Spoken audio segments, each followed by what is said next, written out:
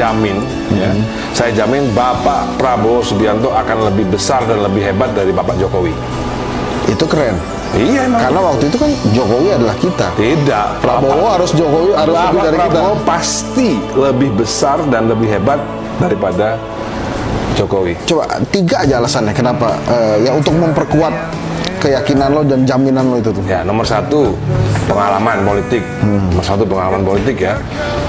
Seperti yang Pak Prabowo bilang, Pak Prabowo pernah digendong Soekarno. Oke. Ya kan? Jokowi nggak pernah. Ya kan? Pak Prabowo mantunya Soeharto. Ya kan? Jokowi mantunya siapa? Ya kan? Saya bukan ini kita nggak menjelek-jelekan ya, tapi kita bicara fakta. Fakta aja, fakta. Bapak Prabowo pernah menjadi Danjen Kopassus. Ya. Ya kan, istilahnya beliau itu sama seperti saya lah. Pak Prabowo itu legendaris, sosok yang legendaris di Kopassus. Saya sosok legendaris di musik. Hampir mirip-mirip. Belum ada orang yang melebihi Prabowo di bidang Kopassus, atau belum ada orang yang melebihi saya di bidang musik. Ini faktanya ya, faktanya sampai sekarang seperti ini gitu ya. Iwan Fals nggak, men? Hah? Iwan Fals nggak tuh, Iwan Fals? Ya nggak tahu ya. Beda aliran kali ya? Nggak tahu juga ya. Kan juga kalau kita hitung secara data empirik maupun itu boleh dicoba. Ya kan? Hendy Satrio, Ahmad Dhani, Iwan Fals, boleh juga dicoba ya kan? Kita nggak bicara asumsi, ini kan asumsi. Ini kan asumsi bukan data loh.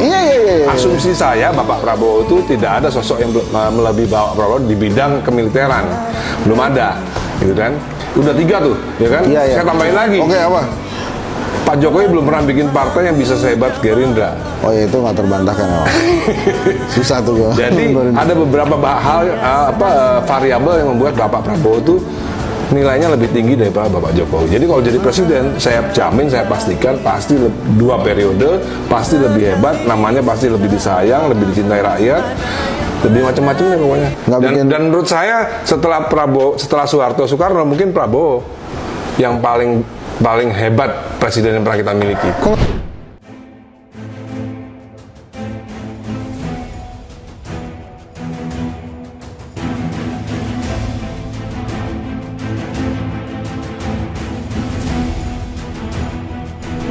Halo sahabat Indonesia, kita bertemu kembali dalam Opini Rudy.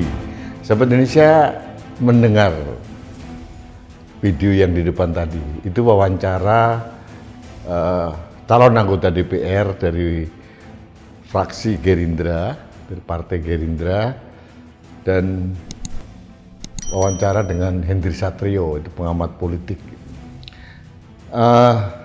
Saya tertawa mendengar argumentasi yang dilakukan oleh Ahmad Dhani. Terlihat sekali dengan jelas bahwa inilah contoh orang yang memberikan opini karena fanatisme buta. Fanatisme buta itu akhirnya yang terjadi, dia merendahkan diri sendiri, akhirnya ditertawakan banyak orang. Karena kelihatan sekali seorang Ahmad Dhani itu minim literasi tentang banyak hal, kecuali mungkin musik, karena dia merasa dia legend musik di Indonesia. Dan itu pun masih debatable juga. Saya setuju dengan apa yang disampaikan oleh Hendy Satrio bahwa Iwan Fals jauh mempunyai kedalaman sebagai seorang legenda musik di Indonesia. Itu menurut saya, tapi ini asumsi. Mungkin bagi Bala Dewa, fansnya Dewa, ya berbeda, tapi nggak ada masalah, itu bukan itu. Tapi alasan yang dikatakan oleh Ahmad Dhani bahwa Prabowo itu akan jauh lebih baik daripada Jokowi ini bisa saya patahkan. Bukan karena saya membenci Prabowo, atau bukan karena juga saya mendukung Pak Jokowi, karena pada dasarnya sekarang saya tidak lagi mendukung Pak Jokowi. Pak Prabowo dikatakan lebih hebat dari seorang Jokowi. Ini mudah sekali dipatahkan karena 2 kali kontestasi Pilpres di mana Prabowo berhadapan dengan Jokowi, Prabowo selalu kalah. Dan dalam Pilpres tahun 2024 ini, semua orang tahu kemenangan Prabowo itu ada faktor Jokowi yang paling dominan. Kemenangan Prabowo karena disokong oleh Jokowi dengan semua manuver dan pengaruhnya, dan menurut saya kalau tidak ada Pak Jokowi mendukung Pak Prabowo, saya yakin Pak Prabowo tidak akan menjadi pemenang dalam kontestasi Pilpres tahun 2024. Itu satu hal. Terus alasan yang dikemukakan Ahmad Dhani ini bahwa Prabowo lebih hebat dari Jokowi, ini alasannya sungguh sangat childish gitu. Yo, Prabowo pernah digendong Soekarno. Loh, kalau digendong Soekarno mungkin tidak ada apa-apanya dibandingkan dengan Guntur, Megawati, Guru karena anak kandungnya gitu loh. Ini sangat menggelikan alasannya. Kemudian yang kedua, Ahmad Dhani mengatakan bahwa karena Prabowo menantunya Soeharto. Wow, ini menurut saya justru kelemahan mendasar dari Prabowo karena Pak Harto ini terkenal sebagai seorang diktator atau pemimpin yang sangat otoriter. Pak Harto selama rejim Orde Baru itu jelas-jelas menggulingkan Soekarno, itu sudah menjadi rahasia umum. Dan di era Soeharto demokrasi di Indonesia mati. Tidak ada demokrasi di Indonesia. Demokrasinya demokrasi Pancasila ala Soeharto, dan itu bukan demokrasi yang sebenarnya. Jadi apa kebanggaan menjadi menantu Soeharto bagi saya? Ya menggelikan alasan Ahmad Dhani. Dan yang ketiga, dia lebih menggelikan lagi. Katanya belum ada Danjen Kopassus sehebat seorang Prabowo. Ahmad Dhani lupa. Ada seorang tokoh yang bernama Sintong Panjaitan. Ini luar biasa ini. Tokoh lebih hebat dari Kopassus dibandingkan Prabowo. Ada Luhut Panjaitan, ada Sutioso, Agung Gumelar, ada tokoh-tokoh Kopassus yang lebih hebat daripada seorang Prabowo. Prabowo menjadi Danjen Kopassus terlihat menonjol karena dia menantunya Soeharto waktu itu.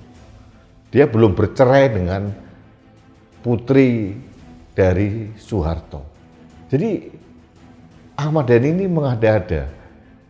Terus yang paling parah lagi, yang dalam narasi itu dikatakan bahwa belum ada tokoh militer di Indonesia yang lebih baik daripada Prabowo. Waduh, ini benar-benar kelihatan sekali Ahmad Dhani itu buta dan minim literasi. Tokoh militer Indonesia tidak ada yang sehebat yang namanya Jenderal Sudirman.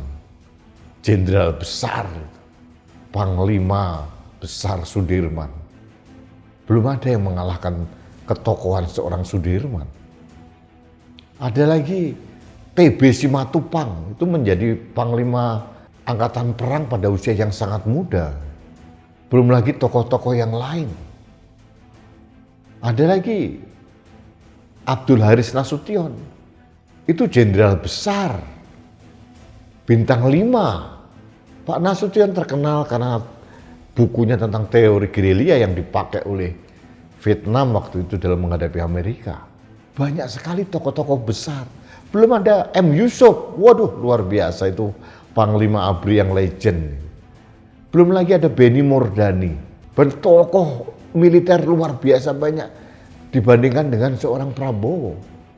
Ahmad Dhani lupa bahwa Prabowo itu satu-satunya bintang 3 yang dipecat dari dinas kemiliteran tahun 98. Kalau sekarang oleh Pak Jokowi dianugerahi, dikasih hadiah bintang 4, itu sangat aneh bin ajaib. Karena apa? Itu seolah-olah Pak Jokowi menafikan semua yang dilakukan oleh Pak Prabowo sehingga Pak Prabowo waktu itu dipecat. Kenapa?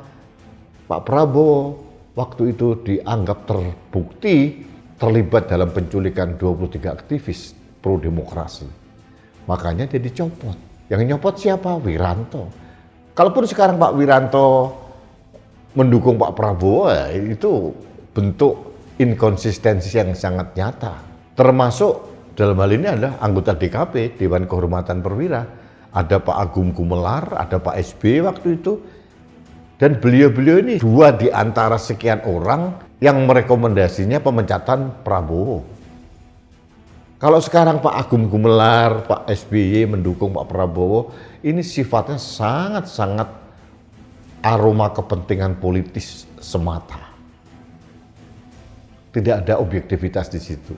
Jadi sangat lucu kalau orang yang pernah dipecat dari dinas kemiliteran atau bahasanya diberhentikan dari dinas kemiliteran, kemudian dianggap oleh Ahmad Dhani sebagai tokoh militer yang terbaik di Indonesia. Ini luar biasa menggelikan sebetulnya. Tapi kita tahulah Ahmad Dhani, kita tahu kapasitasnya seperti itu, ya kita tidak bisa memaksakan dan tidak bisa mempersalahkan Ahmad Dhani. Ya itu pandangan subjektif seorang Ahmad Dhani. Nah sekarang saya akan mengcounter dengan analisa objektif. Yang saya katakan tadi, tokoh militer di Indonesia, ada Panglima Besar Sudirman, itu Jenderal Bintang 5, dia memimpin gerilya. Ada TB Simatupang, ada Gatot Subroto, ada Aha Nasution, ada M. Yusuf, ada Pak Benny Murdani, dan tokoh-tokoh militer yang lain. Dari laut ada Yosudarso, R.E. Marta Dinata, kemudian dari udara ada Pak Umar Dhani, Surya Dharma. Wih, luar biasa tokoh-tokoh TNI, luar biasa. Bukan hanya darat, laut, udara, banyak tokoh-tokoh kemiliteran yang lebih hebat, jauh lebih hebat dibandingkan Pak Prabowo. Jadi ini counter objektif saya terhadap apa yang disampaikan oleh Ahmad Dhani, dan saya tahu karena dia adalah kader Gerindra, pasti menjunjung tinggi Pak Prabowo. Tapi selayaknya jangan mempermalukan diri sendiri, karena terlihat sekali bahwa seorang Ahmad Dhani minim literasi.